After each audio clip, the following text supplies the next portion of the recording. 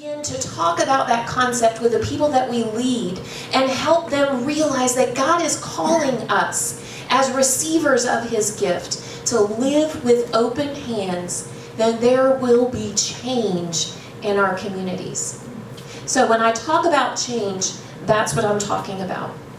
And here's the other thing, that organizational change starts with individual change. A lot of times we sit around and we say, okay, I'd really like to change the pink carpet in the sanctuary. Okay, that's what I want to change. It needs to change, it needs to happen. Guess what? Organizational change, getting the trustees to approve to change the pink carpet in the sanctuary, starts with individual change. Which means that it's a mindset, it's an attitude shift, it's a releasing of the pink carpet and holding your hands open and saying, God, you gave us this pink carpet back in 1970 and I'm releasing it back to you for the next thing that you have for me. Amen. And it's a mindset change in individuals that will then lead organizational change. I think sometimes as leaders we say, oh, I have this list of things that I would like to change in my church.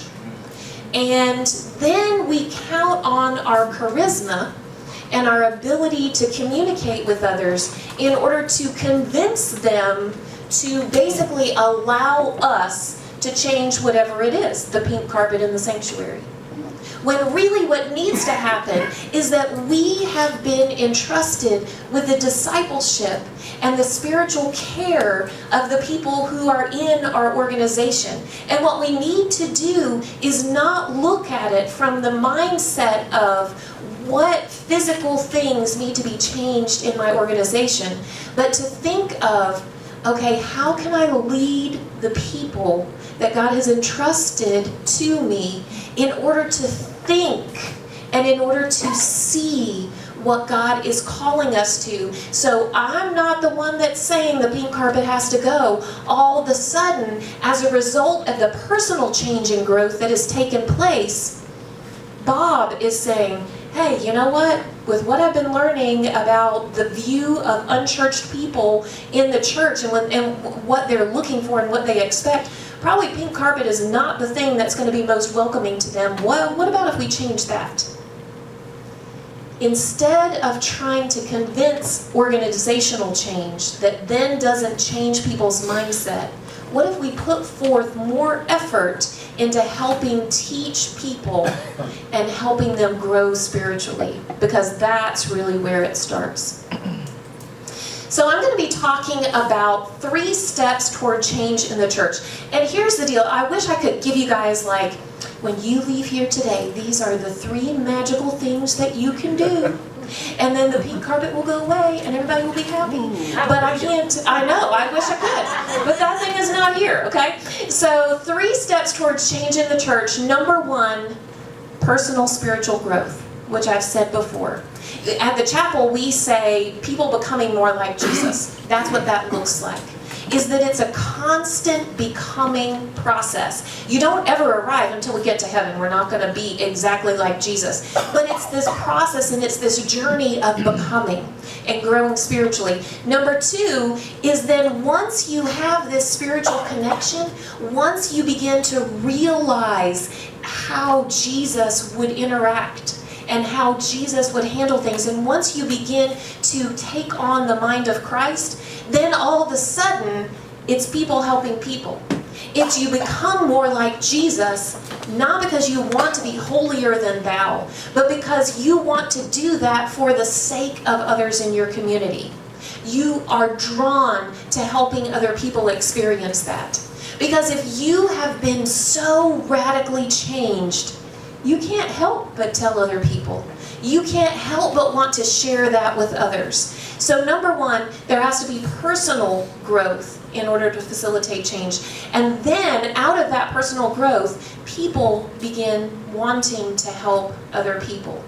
And then number 3, we talk at the chapel a lot about providing environments. We say that what we do is we provide environments for people to encounter God and fall in love with Jesus. We provide the environment. and God does the work. I can't make you change. I can't make you become more like Jesus. But as the chapel, I can provide an environment for you to discover God for yourself. And those environments may look very, very different. It could be children's ministry as an environment. Could be our worship service as an environment. Could be a recovery group that is an environment.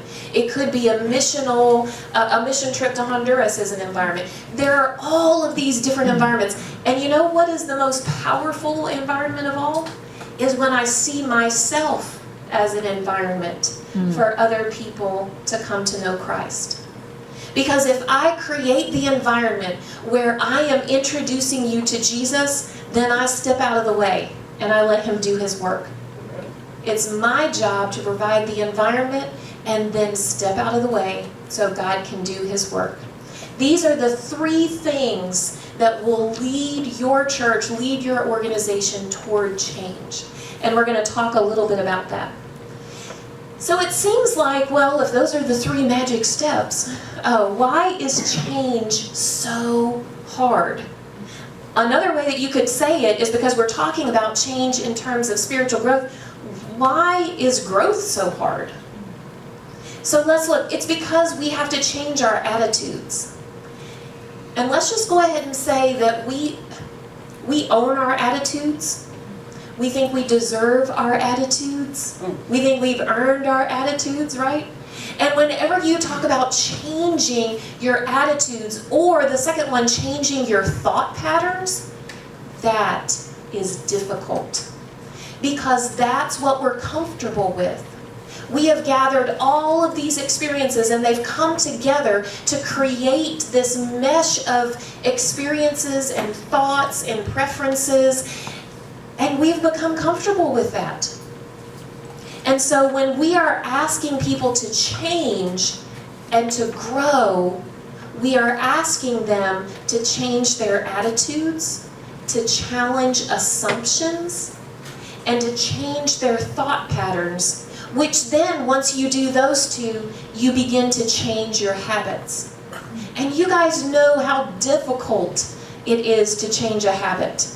Even just a tiny little habit like biting your nails. Imagine changing a habit of the way that you treat other people who are not like you. So change is hard, but that's what we're called to do as the church. We are called to disciple people, to provide environments where we lead them to the place where they can encounter God so they can be changed themselves. And yes, it is hard work, but at the core of who we are as church leaders, that's what we are called to do. So if we look at change being hard, I wanted to hit a couple of the root causes of change resistance. Why are people so resistant to change? And the first one, the big one, if you could put this in bold, like 500-point font, this is what most of it boils down to, is fear. And it's not really fear of the change itself. It's fear of leaving my comfort zone. It's fear of losing my status. It's fear of losing my influence. Because I'm the person that decided on that pink carpet. And I am afraid that my ideas and my style is now outdated and I will no longer be needed or no longer be valued. It's fear is at the core of change resistance. Sometimes it's legalism. I just read a book called Move On by Vicki Courtney, and she says that spiritual legalists major on spiritual minors. And I'm like, that is so true. We take one little teeny tiny thing and then we blow it up and we say that that is now going to be how we operate. And so we take one teeny tiny little rule and we say, unless you abide by these set of rules, you do not belong. And at the chapel, one of our big statements that we talk about all the time is you belong before you behave. You don't have to behave like us in order to belong to this congregation. You belong because you walked in the door. You are a part of us. And so we need to stay away from legalism. The next one is people just don't understand the risk-reward ratio. Because change is risky, every single change is a risk.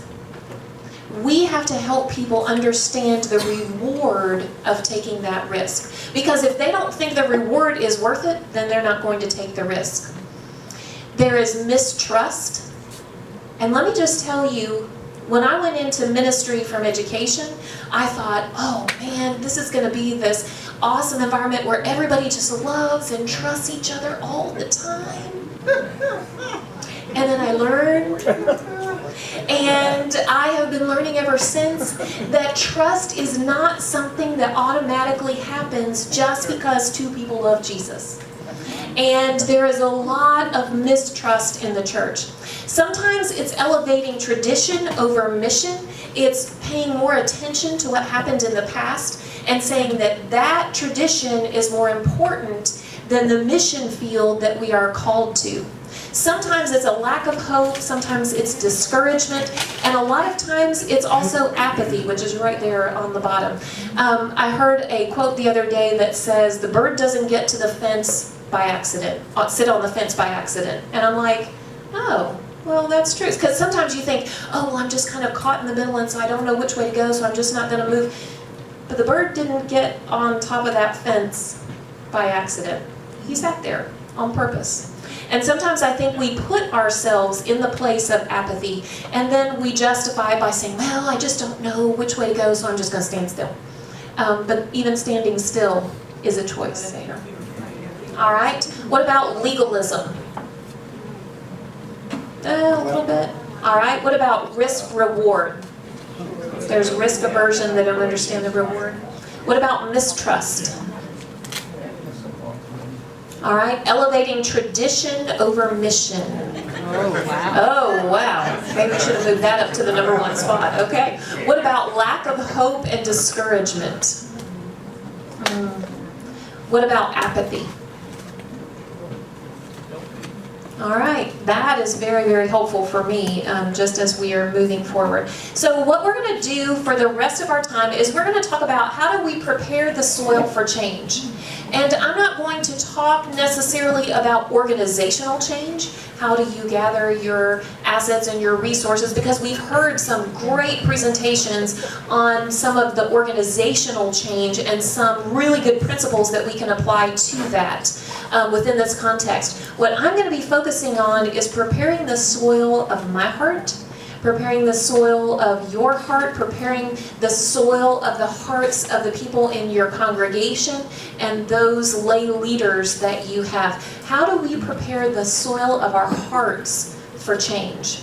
And what we're going to do is look at each individual area, and then in your notes there are some boxes that say next steps. Those are going to be your pieces of homework, all right? I'm still an elementary school teacher by heart, and I do believe in a little bit of homework.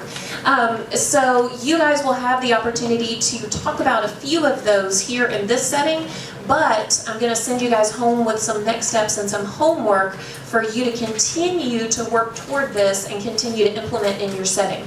So the first one is the most important. Prayer is the foundation of Spirit-led change. Prayer is how we connect with God. It's how we listen to Him. We heard about the importance of listening before we communicate, and it applies even more so to our spiritual relationship with God. So prayer is the foundation of Spirit-led change. I'm not going to read this scripture to you guys, but I would love for you, as a part of your next steps, to read Nehemiah 1, verses 4 through 11. And to put yourself in the position of responding in that same way to the needs within your community. Nehemiah hears the needs of his community, and he is broken. And he is crying out to God for help, for understanding, for guidance, and for wisdom. And he is literally weeping on his knees for the brokenness in his community.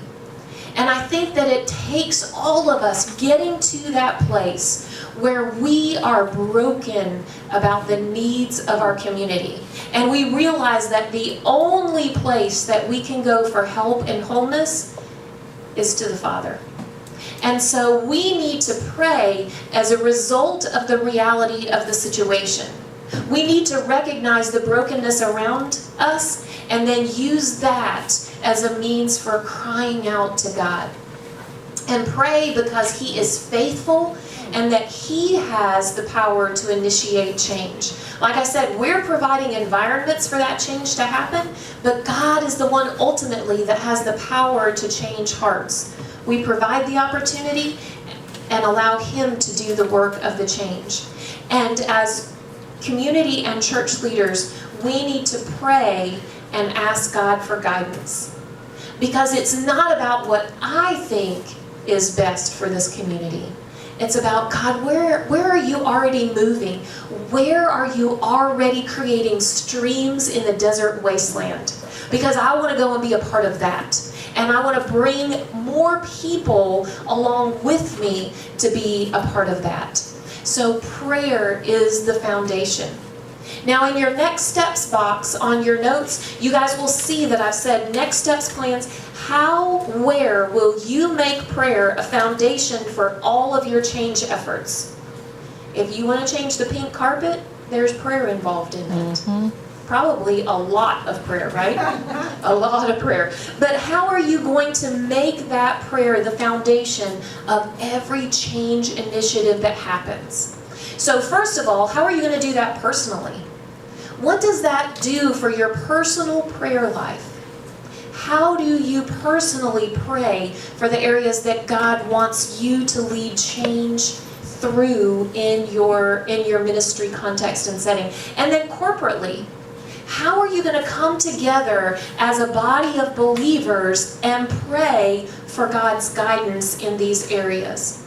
Because you need to be seeking God's guidance, but then you, as a corporate body of believers, as a community of faith, also need to be prayerfully seeking God's guidance. And then third, how are you as staff, as leadership, maybe you have a group of church council people that meet together periodically, how are you going to spend time, intentionally spend time, each and every time you get together, providing an environment for all of us to seek God's will, to seek God's face? You know, one of the things that we do for our leadership team and for our staff is we have monthly prayer retreats where we literally get away for one day every single month and we spend it in prayer over the things that are happening in our community, over the things that are happening in our congregation, over the way that we are relating as a congregation. We question assumptions. We sit down and talk about the issues that we see, and we ask God to come and intervene and bring growth and help and healing to those situations. That's the way at the Chapel Ministries that we prioritize prayer. And when we have some big, huge thing that's coming up, every single month, that's what we're doing. We started a Wesley Foundation at our local college, and before we did that, we had a prayer walk around the campus, and then we had a prayer retreat where we went and we prayed some more, and we said, God, what does this look like? How can we lead these people to a changing relationship with you? And so prioritizing prayer is so, so important. What does that look like personally, corporately, and then in your leadership role? Okay? Second thing, you've got to develop change leaders. Now, you guys might say, are penguins change leaders? Well, actually they are. Let me tell you a little story.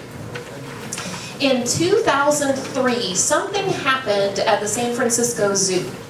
They had a penguin enclosure that had lots and lots of penguins. 46 penguins, I think, is the number. And these 46 penguins had developed a culture of laziness and apathy. Okay? So here's what these penguins would do. They would sit around on their rocks, and they would wait till somebody fed them, and then when they got a little bit hot and they needed to cool off, they would get into the water and then go right back and sit around on their rocks and wait for somebody to feed them. Do some of you guys feel like that's your church? Okay, so these 46 penguins were there, okay? Now 2003 was a game changer for these penguins in the San Francisco Zoo. They just did not see it coming. Because what happened is they took 6 penguins from a zoo in Ohio, and must be something about Ohio, I don't know, but you guys got some change leaders in Ohio. They took 6 penguins from the zoo in Ohio, and they brought them to be a part of this penguin enclosure in San Francisco. And these 6 penguins, from the moment they got there, they were swimming. They went and got in the water, and they swam, and they swam, and they swam, and they swam, and they came out to eat, and then they went back and they swam, and they swam, and they swam, because that's what penguins were created to do, right? They're created to swim. And they swam and they swam, and then at the end of the day, when it was time to release them into like their nighttime enclosure, the penguins would come out, and they would go, and they were exhausted, and they would rest, and then the minute they would let them out the next day, they would go back and they would swim, and they would swim, and they would swim, and they would come out to eat, and then they would swim, and they would swim. And it was so interesting as scientists were watching the behavior of these penguins, they were like, okay, well, who's going to rub off on who? Let's see what happens. Well, these penguins that were from Ohio, the move-ins, the change makers, okay, the culture creators, they actually continued to do what they knew they were created to do. And slowly but surely, the old lazy penguins, the old comfortable penguins started joining in with those change makers from Ohio. And they actually, within the course of several months, changed the entire culture of the penguin enclosure. And then all 52 of these penguins were swimming and swimming and swimming and swimming, and then they would come up and get something to eat, and then they would swim and swim and swim and swim, and they'd come up when it was time to go in, and they would, exhausted and collapse inside their enclosure until the next day. And they were doing what they were created to do, and they were active. Here's what I'm going to challenge you guys with. Develop change leaders. Get a group of 6 penguins from Ohio, okay? Gather people who already have the same mindset, or who you see have potential to gain that mindset of the necessity of change. And develop those people. Those penguins from Ohio, they didn't wait until everybody else was ready to jump in with them. They jumped in, and they got started. And then all of a sudden, that culture morphed. Now, am I guaranteeing you that it will work as easily with people as it did with penguins? Probably not. Probably not. But is it worthwhile? Absolutely, because that's what we're called to do. So here's what we do when we develop a group of change leaders. I'm going to challenge you guys to look outside your committees, okay? Because just because somebody serves on a committee does not mean that they are change leaders or change developers. So I would encourage you guys to look outside even your own church and look to community leaders who are operating with a change mindset.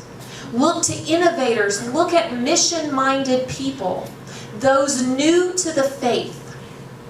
A lot of times what I see is that we have this view that in order to be kind of a change leader in the church, you have to have arisen to this level of spiritual maturity. And I don't think that's the case. I think sometimes people who are new to the faith are more on fire because they have just recently experienced the power of change and transformation that happens with salvation. And so we need to look to people who are new to the faith, people who represent the demographic of your community, diverse experience. Don't just choose people that you like, who look like you, who act like you, who think like you.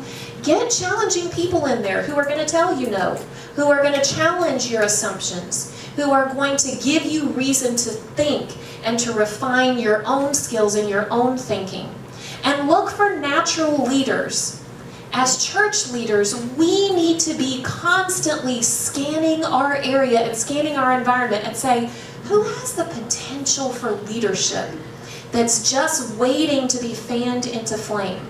A lot of these people are not going to step up. Like somebody said earlier, when you put the ad out in the newsletter and you say, okay, I'm looking for this kind of person for this role, they're like, they don't even see themselves in that way. So if you would say, hey, I'm looking to develop this group of change leaders, anybody who wants to lead change, come to this meeting, they're like, oh, that's not me, I'm not a leader.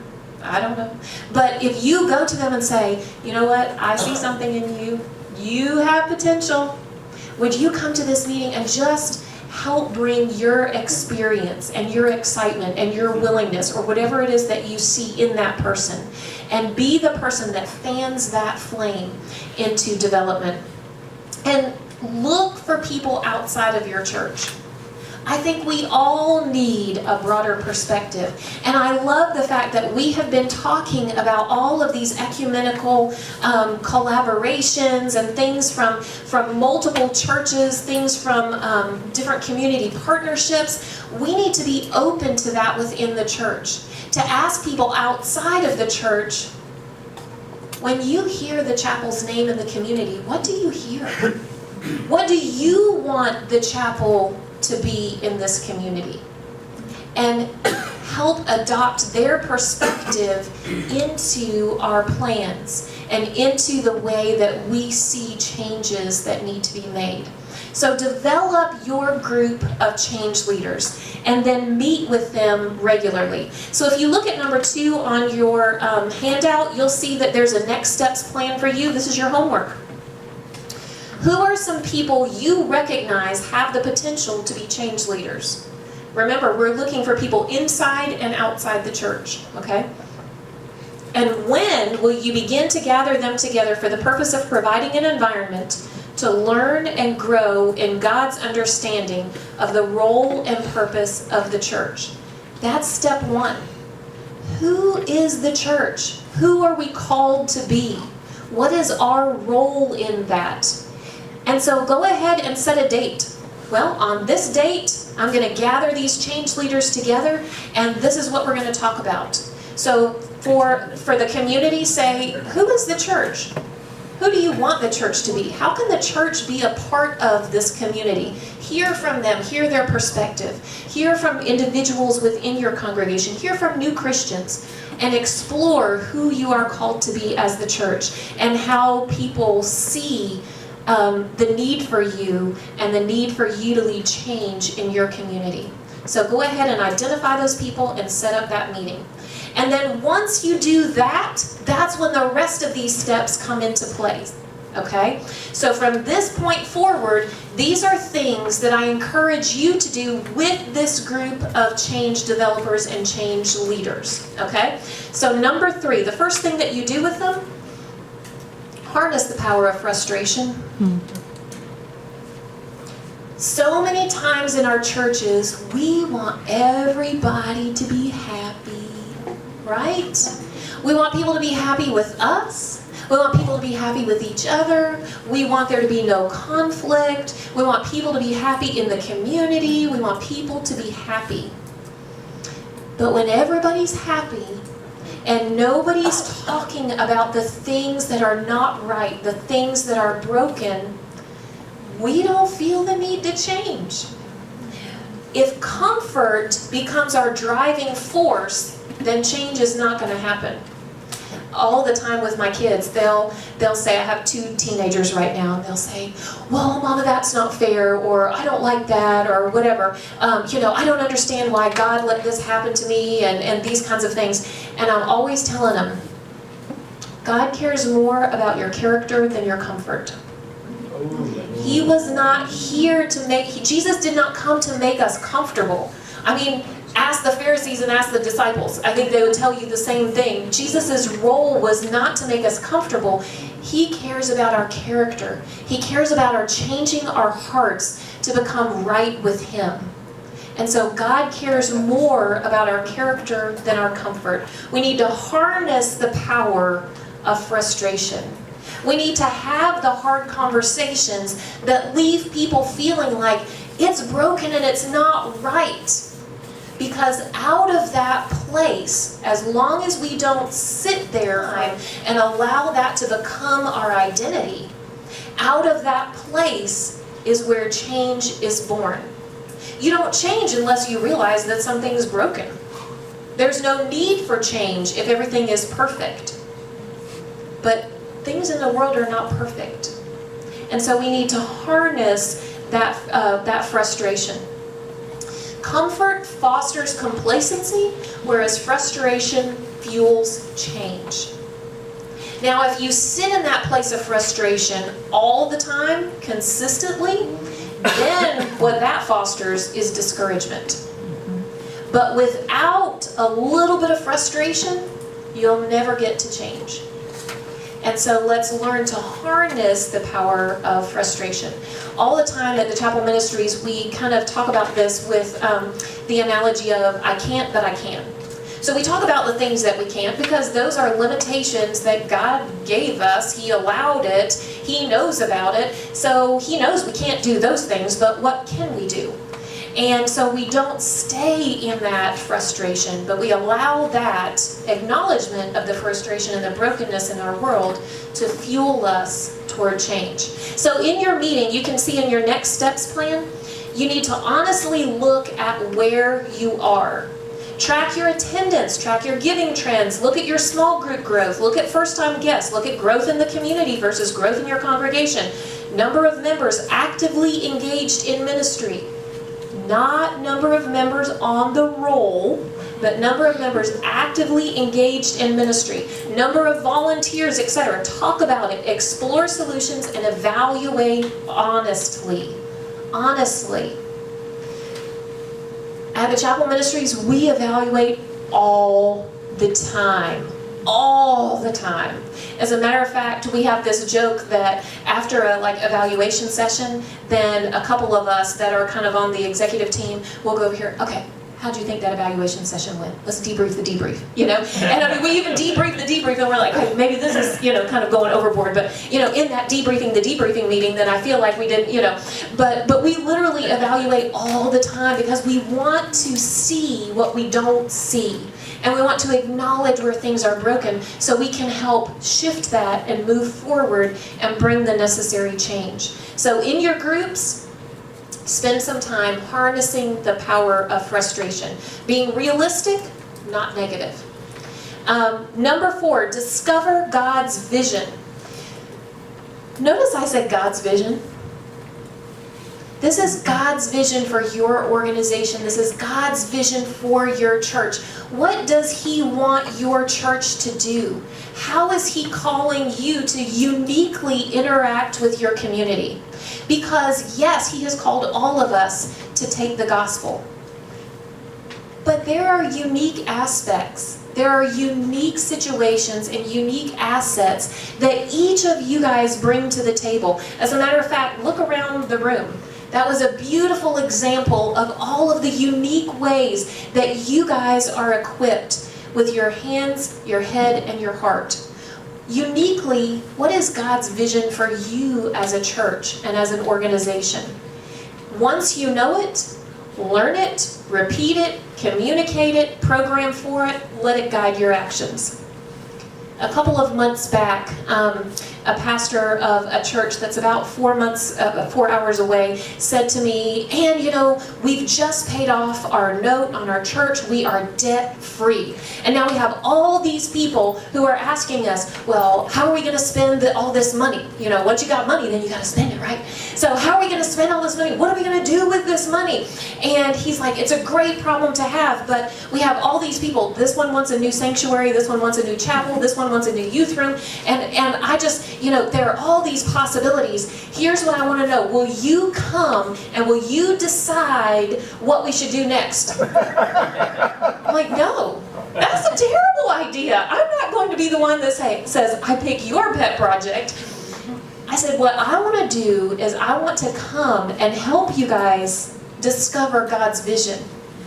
Because once you discover God's vision and you learn it and you repeat it and you communicate it, then you begin to program for it. And so I went and we learned that their existing mission statement, I asked them, I said, so what is your mission statement? And they were like, some of them got out their phones. I said, nope, put your phone away. You cannot look on the church website. That's illegal. Nobody knew it. Nobody could say it. They were not programming by it, and they didn't let it guide their actions. And what we discovered is, as we had a conversation, that they were not living by that at all. And it was actually an outdated thing that had happened 20 years ago. Well, that was when that pastor was here, and we did this. And I'm like, yeah, that's history. Let's move forward. Where is God calling you now? And so they developed a new mission statement, and then they developed this big wig, this wildly important goal. And they said, okay, during the next year, we're going to pour all of our efforts into small group, offering small group opportunities to people inside the church, outside the church, just all over our community. And I'm like, okay, now, what resources do you need to accomplish that goal? And then all of a sudden, oh, well, we need this, and we need this, and we need this. And what are the priorities of that? Oh, when you know God's vision for your church, everything else falls into line. If you know it, you communicate it, you program for it, you let it guide your decisions. So at the chapel, this is how we would say it. That God's vision for all churches really is that it's changed lives. People becoming more like Jesus for the sake of others. We believe that's what God calls all of us to do. But then at the chapel, what is our unique assignment? What are we uniquely gifted to do? We provide environments where people can encounter God and respond to His call on their lives. That's what we do. We provide environments. That's how we help accomplish God's vision. And then we have a plan. Our discipleship process is called Trust and Become. And this is how we make that happen. So we look at Trust and Become as a bench where people learn to trust God, that they learn to develop that trust. So when a brand new person comes into our congregation, we believe that they sit on the bench and they learn to trust Christ, to trust other people, and to trust us as the organization and the institution of the church, of the chapel. But then they don't sit on the bench forever. We're not a bunch of bench sitters. So when they say, yes, I trust Christ, I trust this church, and I trust others in relationship, then we say, you know what, you might be ready to become a partner with us. And for us, partners are members. Those are dedicated, those are our most invested people. Because once you become a member, a partner of the chapel ministries, you move over and you become the tree. And you are now the leaders that provide those shade environments for other people to come to learn to trust. So you become a missionary, you become a worshiper, and you become an authentic community that is open to accountability. Those are the three things that you do when you become a partner. So we have this process, and then we say, when it's time to develop a program or there's a new opportunity out there, we say, okay, well, where does that fit in? Is it God's vision for the church? Is it our unique assignment? And where does it fit in with this discipleship process? And if it doesn't, then we say, well, are we really called to do it? Well, maybe not. Or maybe we're not called to do it right now. And this helps us make sure that everything is aligned and moving in the same direction. So here's what some of you guys may need to do at this point with your group of change leaders. You may need to recommit to your vision, to determine what the church is called to do. From your perspective, what is the church, just the large church? Not even just your individual church, but what is the church at large called to do? And then figure out what is your unique assignment in that. How are you specifically called to live that out in your community? And then number 2 is a big one. This was the moment that things changed for this church that I just did that work with. When I helped them learn how to uncover assumptions and misconceptions. We operate by assumptions all the time. We apply past experience to current situations in a blanket way, and we say, because it didn't work then, it doesn't work now. Because it did work then, it does work now. We gather our experiences and we form these assumptions, and then we make decisions based on assumptions and not fact.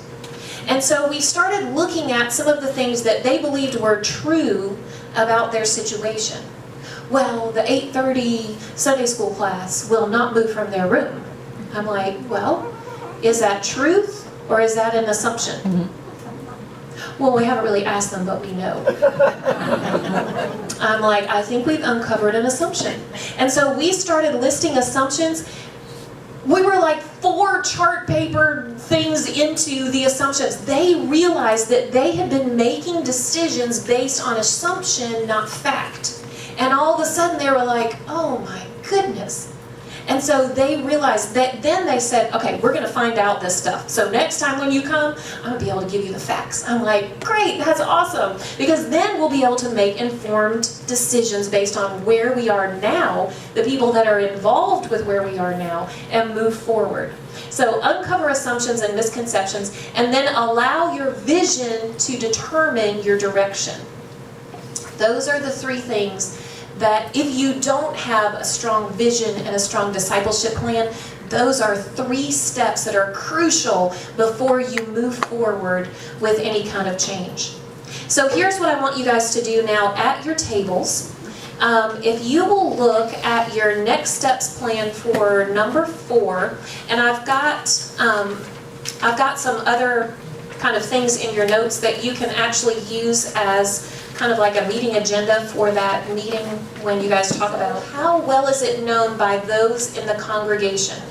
So here's what I would like for you guys to talk about at your table. Do you have a vision? How well is it known? And are your programs and ministries aligned by that vision? All right? So go ahead and circle up with your tables. I'll give you just a couple of minutes to talk about those few questions. For those of us who are leading church change, I love the way it's a very candid kind of discussion with a lot of humor that we can all identify with thrown in there. One of my personal favorites is The Power of Habit by Charles Duhigg. When we talk about change, we talked about how difficult that is because we're constantly having to change our habits and our thinking and the way that we do what we do. So as leaders, we need to know how to help people change their thinking so they can change their habits. That is a very powerful book. Another one that is more of along the lines of teacher and psychology kind of things is Switch On Your Brain. So you actually learn about the power of how you can change your thinking. And Dr. Caroline Leaf looks at it from the point of view of the importance of renewing your mind. How does that work? And did you guys know, if you read this book, you'll be fascinated, that literally, your mind is renewed when you have new thoughts. Like your brain changes all of the time. So in Scripture, when God talks about, renewing your mind, that's actually a physical, literal thing that happens. And so it's fascinating. And then another book that did not make the list that I just finished reading that I wanted to mention to you guys is the book Necessary Endings by Henry Cloud. I don't know if any of you guys have read any of his stuff, but Necessary Endings is huge. And the way that it relates to change is that sometimes there needs to be a necessary ending of something, of a person, of a situation, in order for a new beginning to begin. And it talks about how you walk that necessary ending out. And it is life-changing. Literally, make sure that you have a pen and a marker or a notepad because you're going to take so many notes on that book. Okay? In the back, I have some resources that I have developed over my time at the Chapel Ministries. After I was a teacher, before I went into ministry, I wrote curriculum. So I brought that love of curriculum writing into the ministry with me and continue to write curriculum. Some of those are things that we use as our leadership team to help us develop that shared language that values evaluation and change, that seeks to kind of keep us very nimble and to keep our programs aligned and honed. So some of those are church leader books, and then some of those are from a family ministries point of view, like Perspective, some of those are family ministries resources as well. So